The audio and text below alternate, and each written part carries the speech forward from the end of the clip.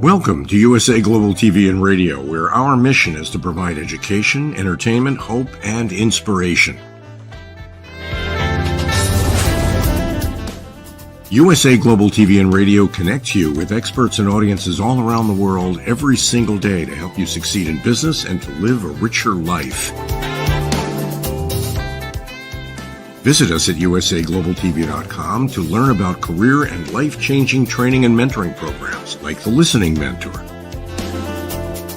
Subscribe to our newsletter to stay informed about our special programs and offers.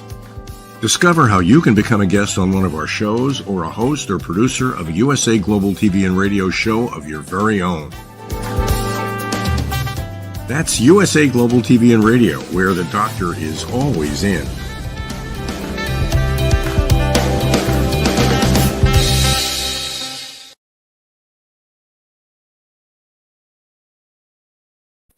Hello and welcome to USA Global TV and Radio, where we provide world-class education, entertainment, hope and inspiration.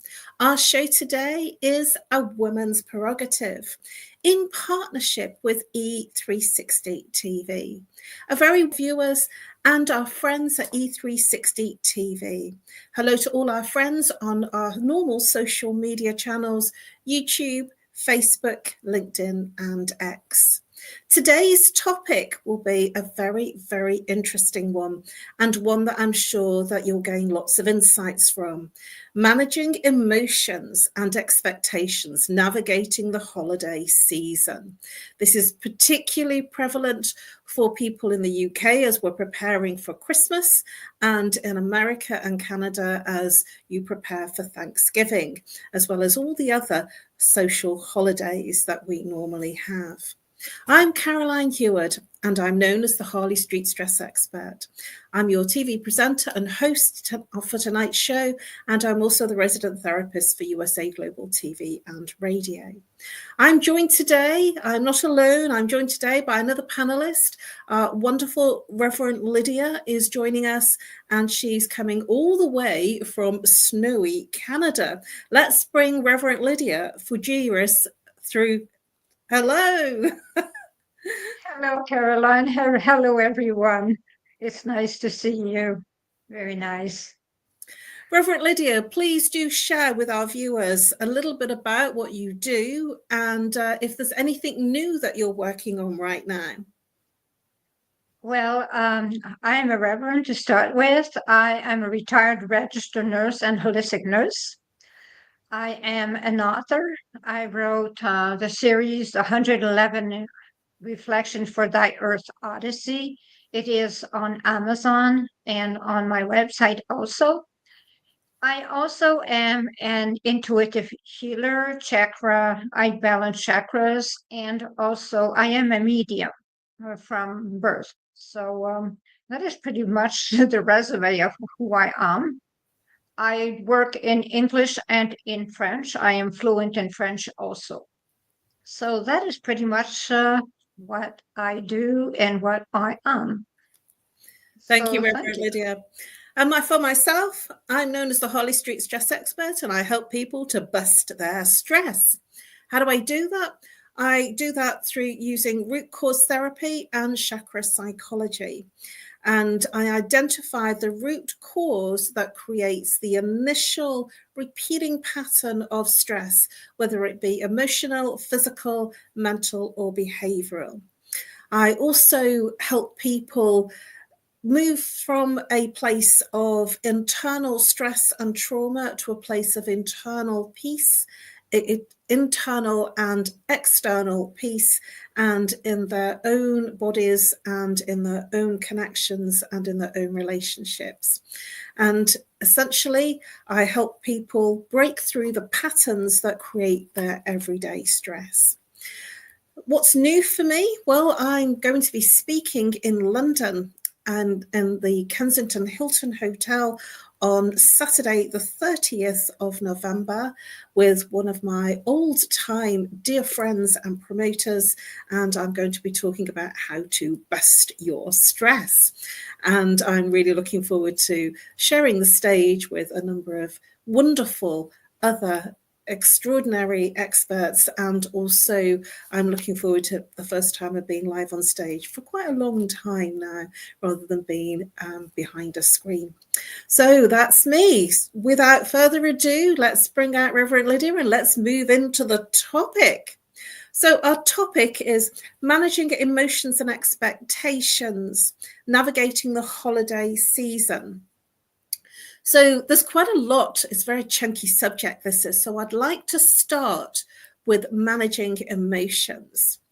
What are the most common emotional challenges during the holiday season that you're aware of, Reverend Lydia, for what you experience and what you know others experience?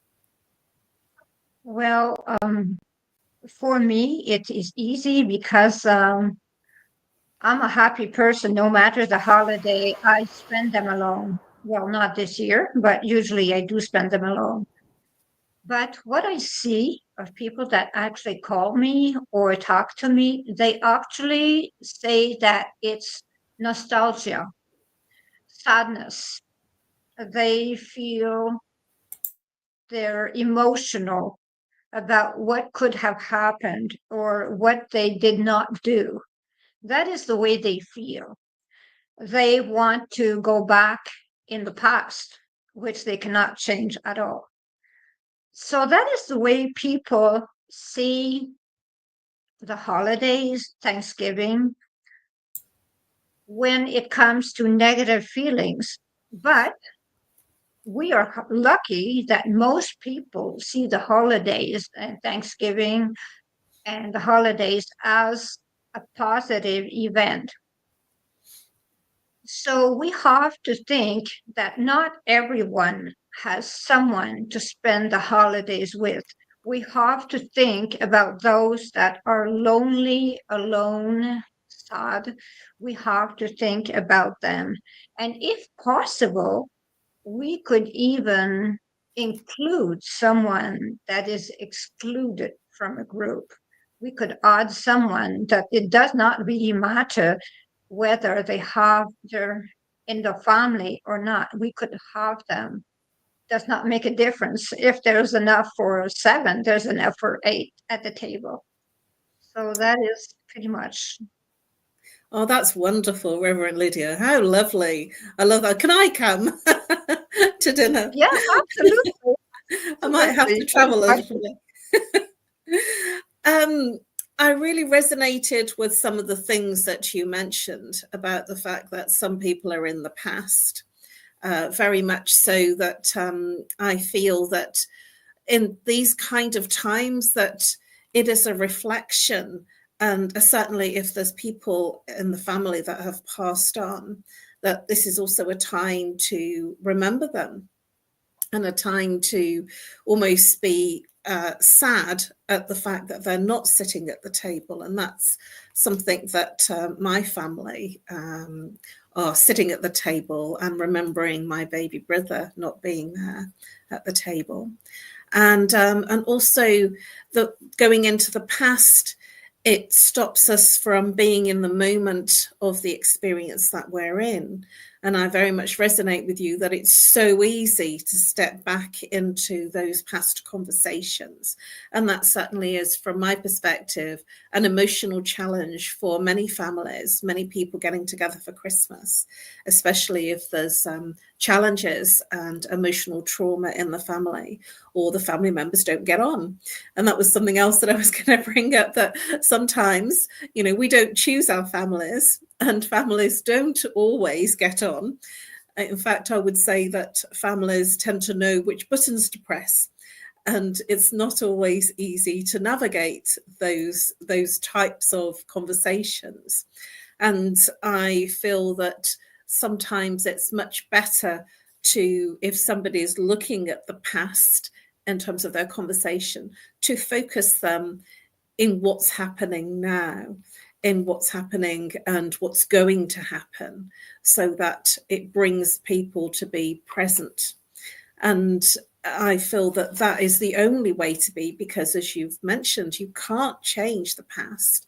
You can't change something that's happened, and you can't actually predict what's going to happen, so living in the future, but you can do something about being in the very moment of the moment that you're in, about being happy. And this challenge of families getting together, there's also a huge pressure to be happy and to be performing. What are your thoughts about that, Reverend Lydia, in terms of needing to feel that you have to be happy, and you might not feel happy?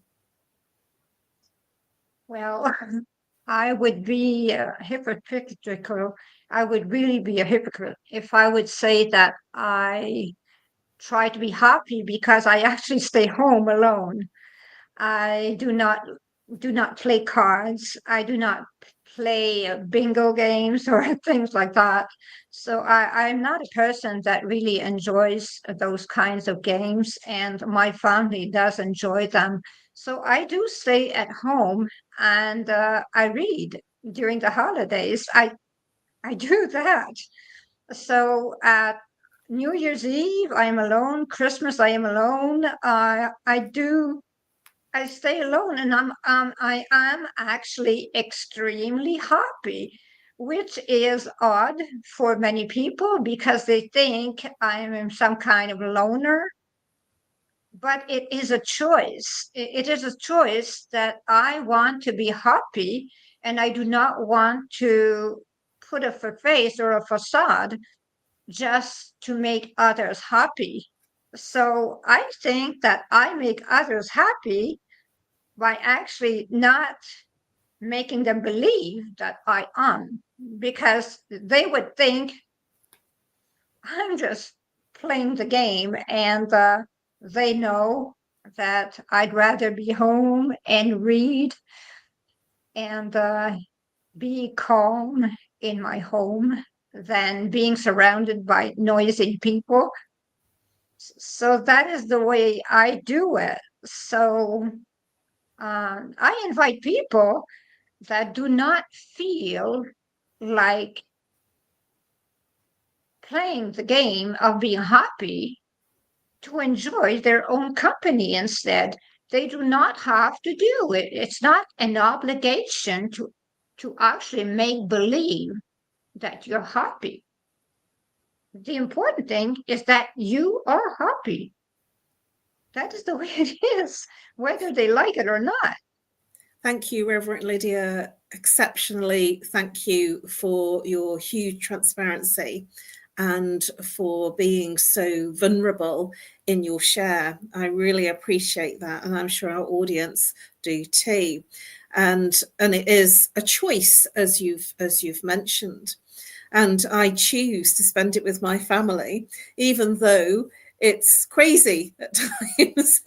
It's all about the meal. It's all about making, me and my mum spend a lot of hours preparing the Christmas lunch for the family and for the nieces and nephews. And, we have a lot of people around the table, and it is a lot of work.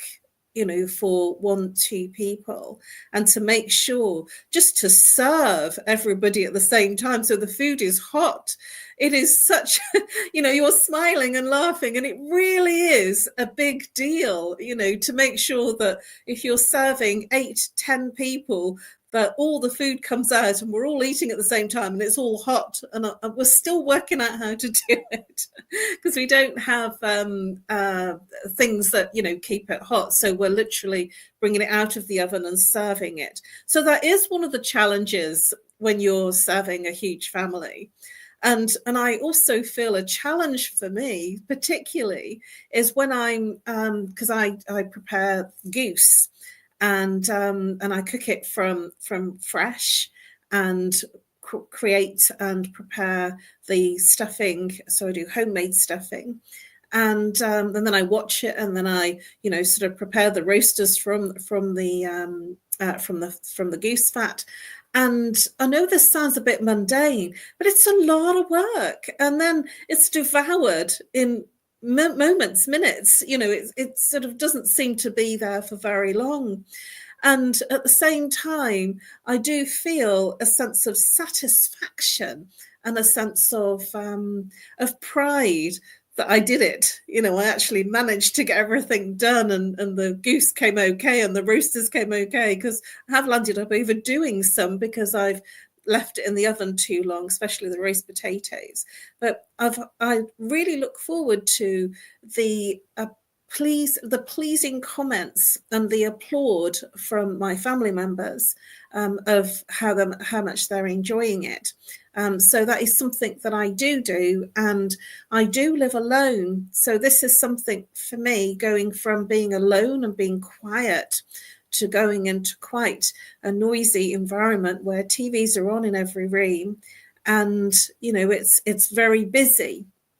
And at the same time, it's sometimes for me something that I look forward to, because it's a really nice time for me to see the family, even though there are challenges about making sure that everything gets done in time. So I've just shared with you an extremely busy and an active share in terms of the challenges, and yet at the same time I feel a reward by being there. What are your thoughts about what I've just shared, Reverend Lydia? Well, I think that is amazing, because I remember the times when I used to go. My mother is a champion. She cooks like a deity. She can do everything perfect. So I have nothing to say about that. My mother is a very, very, very good cook, and she's a nice person, actually. So the thing is that I am not as good as her, and I am the kind of person that burns food a lot. So I am not known for being such a good cook, so I do not do it. But I do enjoy, but there were times when things were different. My sister now lives in United States, in the state of Florida. My other brother lives at the other end of Canada. So we are all over. So our family, my siblings, we are all over. So it's pretty difficult. My One of my brothers works for an airline, so he can never be there. Sometimes he's in London, sometimes he's in China. So we never know when one of us will be there. So it's very difficult to plan those events, I have to admit. So it's a challenge for my mother to cook for everyone. And then all of a sudden, there's someone that calls, I can't make it, I cannot go, I'm too far, I cannot make the ride, work needs me. So, and as you said, some people have passed. So it is something. So I do miss a little bit of those times when we were struggling to serve everything hot. But at the same time, sometimes families have moved around so much that it is absolutely impossible to do it. We cannot be there. Our schedules are crazy and we are all over. But for me, this year, it's my first year after 15 years that I'm starting over. I'm going back to the crazy thing. And I'm delighted, actually. I'm delighted that I'm changing my routine. And whatever I do, even if I burn the food, they will just say, I tried. That is all. That is the only comment I will get. So they will say, I tried. I love it. I love it. I love the fact that you're being so genuinely honest about it. I think that I really enjoy doing the cooking, even though it's stressful and, you know, everything has to be done timely. I do enjoy it because I enjoy seeing the finished product, even though it's devoured very quickly. I do love the fact that they did enjoy it. So, Reverend Lydia, what strategies can people use to maintain emotional balance? Because obviously, you know, you've described the fact that your family is very disparate and in different places. And that would be the fact for many people. And sometimes you can get together and sometimes you can't. But when the families do get together, can you make any suggestions in terms of what people can do to maintain the balance of managing the holiday stressors, such as family tensions or financial strain? Because in our current changed times, there is financial strain upon many families who are struggling to do the things that they used to do. So have you got any thoughts or things to share with our viewers as to how to manage the holiday stressors? Well, rule number one is when you walk in the house, you forget about your cell phone, you just shut it off, you turn it off. That is all. You're with your family, you're not with other people. And what I do encourage, when people are really apart, like we're talking about countries, we can have video chats so that everyone has a time where we're all together, even if we're not in the same country. We can have video chats. So that's a good way to stay in contact. This is a very good way. There is also, for those that are struggling or alone, there are several helplines. Those are really important that people know that they have helplines. If there's something, if they're struggling, they have to be able to call. Those are very busy times for helplines, and they have to use them. It's very important. Sometimes you just take the telephone and just call someone. If you're alone, just call someone. That is all. And it takes sometimes only 10 minutes. You talk with someone 10 minutes and it's over and you feel so much better. Sometimes you just call someone like me. And even if I have 5-7 minutes to spare, at least I can spare them.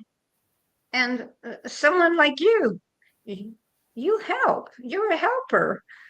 So there are always people like you, people like me that are there to help others to go through those difficult times when they are difficult. When people are having fun, they're not thinking about helplines or other things like that. But when they are struggling, they have human beings like you, like me, that care. Even if we're in the middle of something, we care and we answer. Thank you, Reverend Lydia.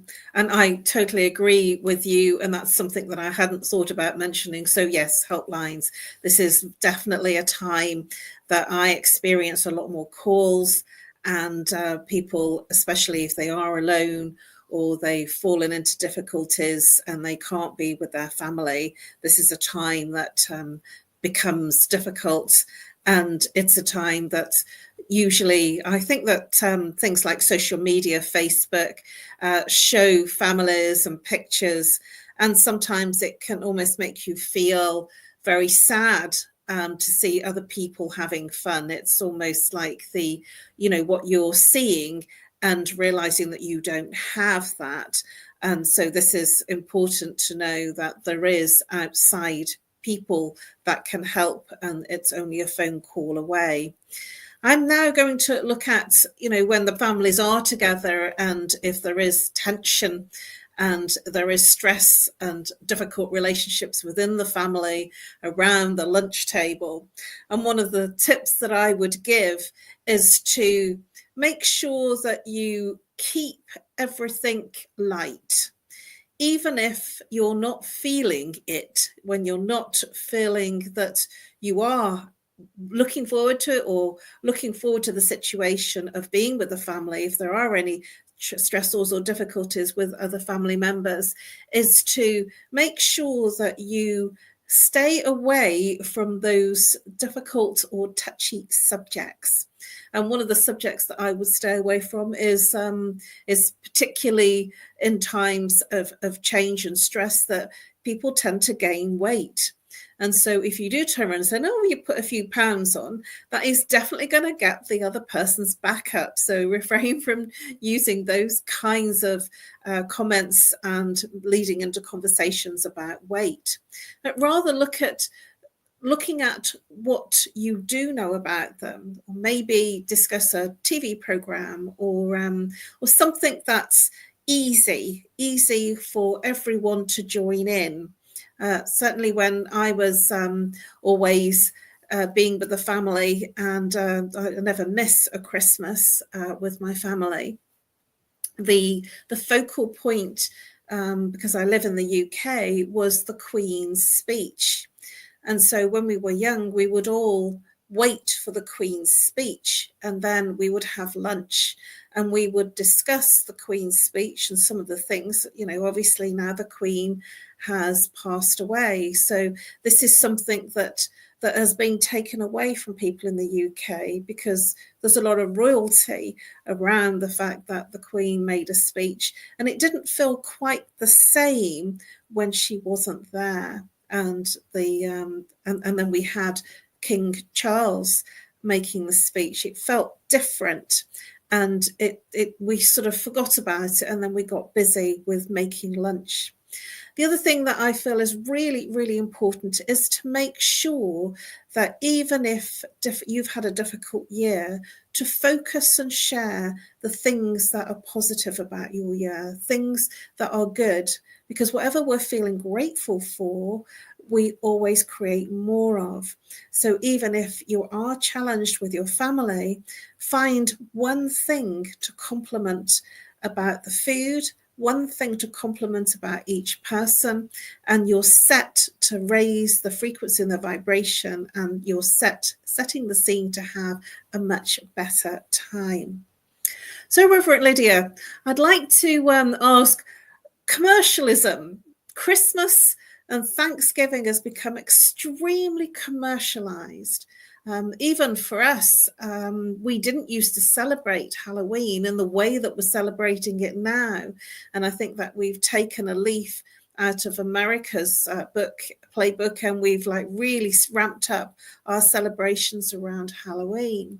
So there is an expectation, there is requirements in terms of showing up and delivering a program of things and inviting people around. And there is this huge, gift cards and gifts. And I feel that it's become the holiday seasons, like Easter for us is really big in the UK.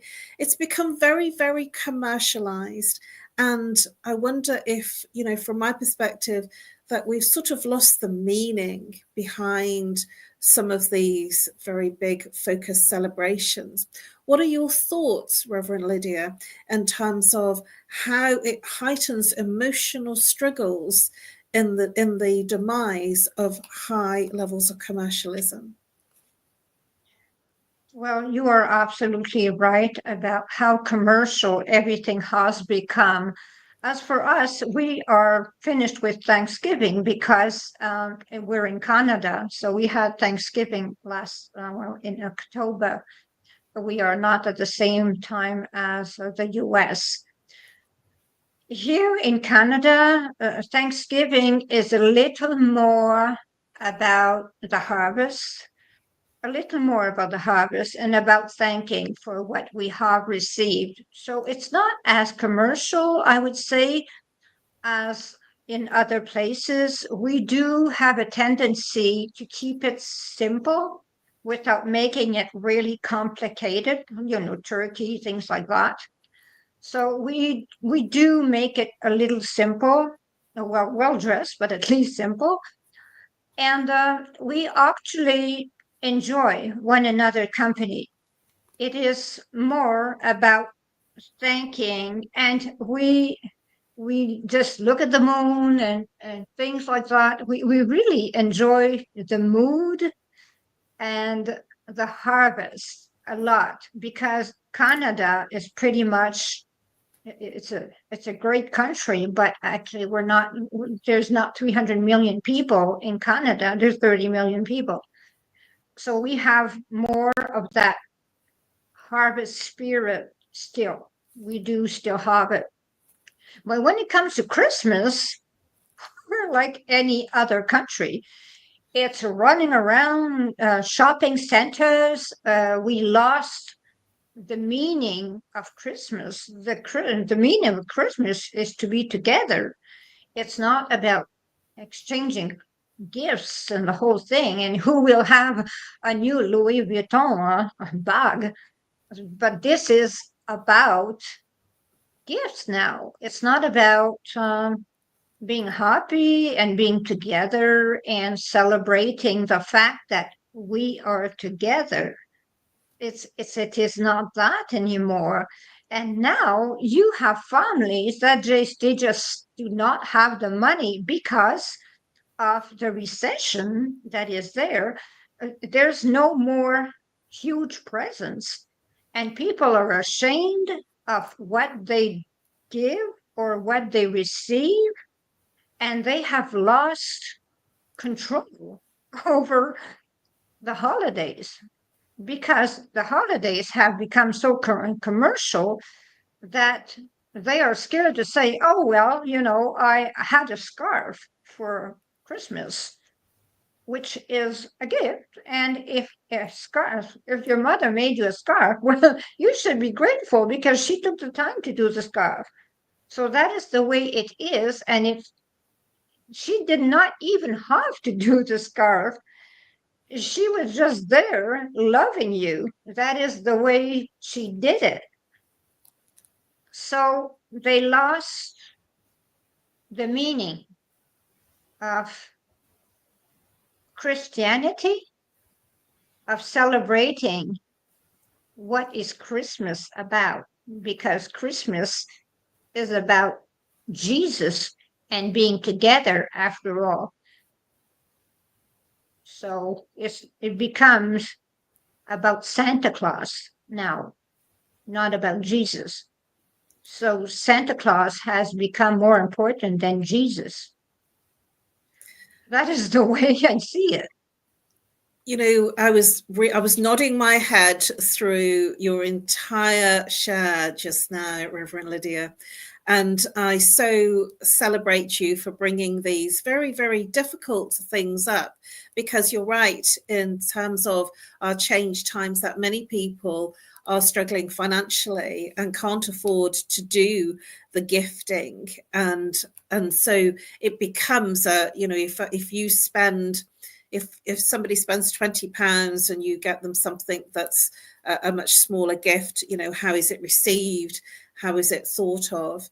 And my perspective on that is to be honest, is to say if there is difficulties, and this is something that I'm sure many people feel, sort of, I give you, so you give me, and it perpetuates that cycle of getting into financial difficulties when you don't really have the money. And one of the things that I would invite people to consider is sharing the perspective of, it's been a bit of a difficult year. So would you mind if we didn't swap presents this year and instead bring something to the family meal, or to participate, let's make it about connection rather than making sure that we've bought something really expensive that we can't really afford. And I feel that it's about an integrity of honesty, of saying, no, I can't play that game anymore, setting some very firm boundaries. And at the same time, I feel that when you do set those kind of boundaries and say that you have financial difficulties, that the other person might be feeling grateful that you shared, that you didn't need, you would prefer not to do a present for present, and this year if we just met up. And I feel the same as you, that Christmas particularly, it's being overtaken by Santa Claus and how many presents that the children have, and not taking away that surprise. I do feel, from my perspective, it is about coming together, connecting and sharing a meal together and sharing time. And it's a time for families to come together if they can. And I've certainly seen a lot of families coming together online too. So yes, I'm quite in agreement with you. Well, we're coming to the end of our show. Can you believe it, Reverend Lydia? It's unbelievable how fast that time has gone. So before we finish, I do want to share some insights, some hot tips. So do you have one hot tip that you could share, Reverend Lydia, in terms of how mindfulness could create a better way to experience your holiday season? Well, mindfulness, yes. The thing is that you always have to think about what the other is going through. You have to think that it's not your perspective, it's their perspective. So you do not know what is happening in their life. So you cannot assume according to your life. So if they're not responding the way you like, well, forget it, because it's their life, not yours. So if they are living something that you do not understand, well, I suggest that I'm not talking to you personally, Caroline.